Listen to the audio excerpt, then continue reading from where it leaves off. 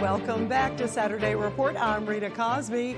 President Biden is continuing to blame inflation and the spiraling economy on Putin. This comes as new numbers show consumer prices rising 8.5%, hitting a 40-year high. And joining us now to discuss this issue is economist and professor of business at the University of Maryland, the legendary Peter Morici. Thanks for joining us, Peter. You know, these approval numbers of President Biden's, boy, they are like plummeting. It continues to drop. One of the latest ones is showing 33%. And one of the reasons fueling, of course, these very low marks, 40-year record high inflation. Do you think he's going to be able to get out of this? What do you think, Peter?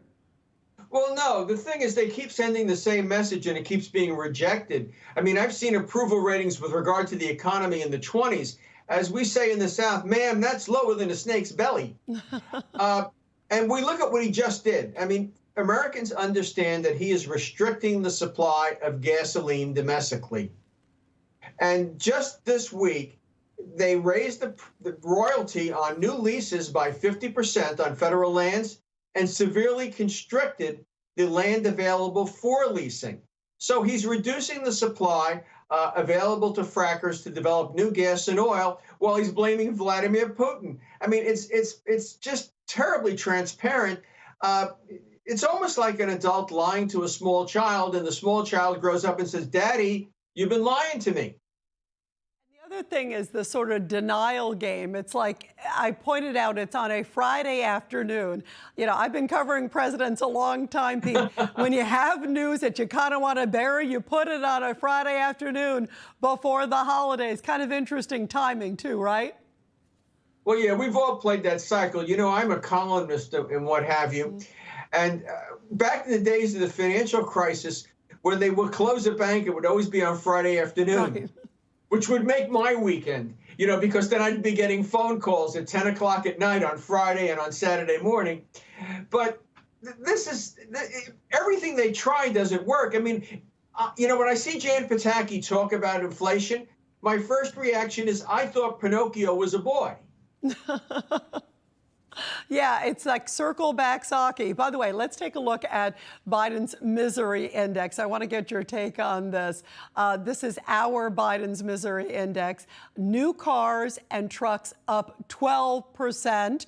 Used cars and trucks could cost up to 35% more. Beef and veal up 20%. Pork up 15%. Chicken 13%, and everyday costs also hitting more record numbers from a year ago. Your thoughts? I mean, this is a holiday weekend. You know, you can see the average consumer goes and everything is costing more. Even Easter, you know, it's amazing, Peter. I mean, Easter eggs, candy, even the aluminum to wrap the candy is costing more. And people are feeling it every which way but loose. Well, yeah, and they managed all this in less than a year and a half. It's amazing. You know, what did Barack Obama say? Never underestimate the ability or capacity of Joe Biden to screw up. I think he was right. As far as the inflation numbers go, some of the worst is yet to come. About a third of the price index is rent. And as new rents come up, they're jumping. And that hits the index with a lag. Because they count old leases in there along with new ones. So they have to be renewed for them to fully affect. So in some ways, the inflation numbers underestimate what's happening. I mean, my wife was on, you know, Facebook, and a single woman, you know, in the area here, you know, typed, my rent went up $500. I got a new lease and it went up $500, which was a sizable increase for her. It's going to be very hard for Joe Biden to blame the short supply of housing in Alexandria, Virginia, on Vladimir Putin. Last I heard, he didn't write those really restrictive building codes and land use rules and so forth that Democratic mayors and progressives who don't want cities crowded, you know, tend to write into local laws. You know, what I find remarkable is they all have these fantastic plans for us to live in cities and bicycle to work and all that. But at the same time, they write all kinds of rules that make it virtually impossible to turn office buildings into housing, for example, is which we need to do in Manhattan right now. and they make the schools so inaccessible. But it really is. We haven't really seen the last of these inflation numbers. It's going to be with us for a while. But you know what's even more tragic, comical, and disturbing is how slow Jay Powell moves at things. Yeah, well, I mean, and that's the big question, Peter. Monthly emergency meetings. He says he's going to raise interest rates by 0.5%. Volcker was doing it by a percentage point a shot in every month.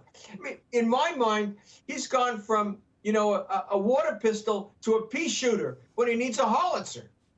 Peter, by the way, I love your analogy. So now let me ask you, what do you think is ahead? I mean, are we sadly headed towards a recession?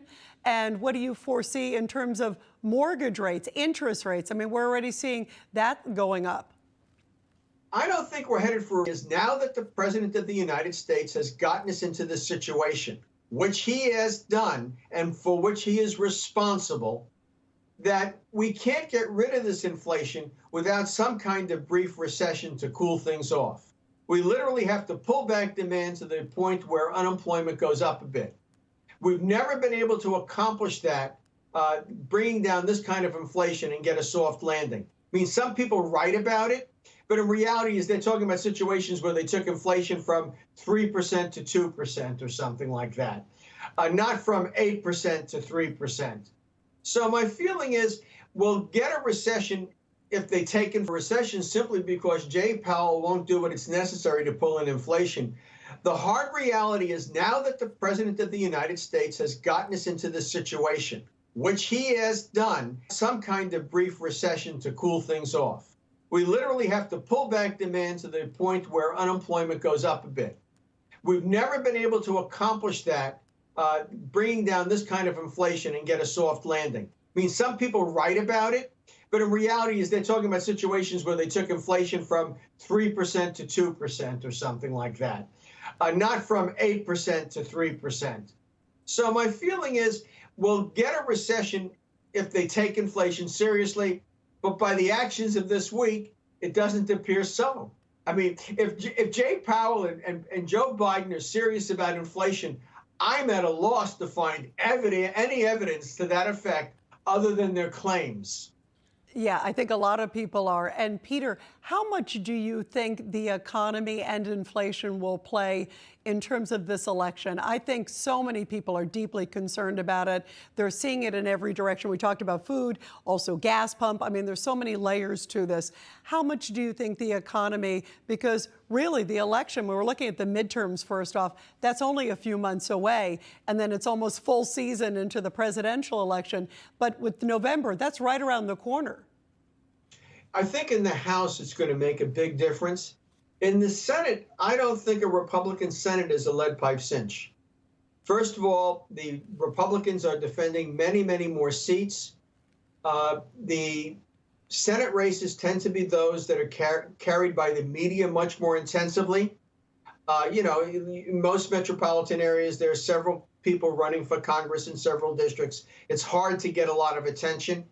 And in those, Democrats have an opportunity to redefine issues away from the president if they choose to.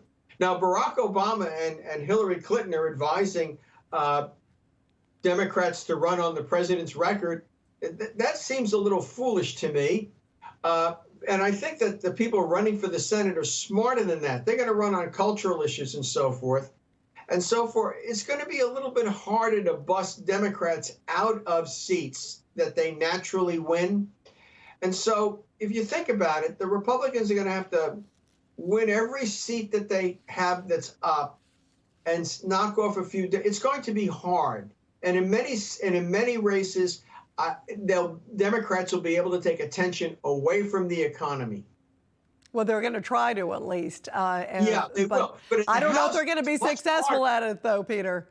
It's much harder because basically McConnell wants to run on a, criticize the president's record campaign as opposed to putting up what he would do, if he had control. And in that environment, I think that the House becomes very, very difficult to defend. The real question is, how much of a slaughter is this going to be? How much of a disaster is it going to be?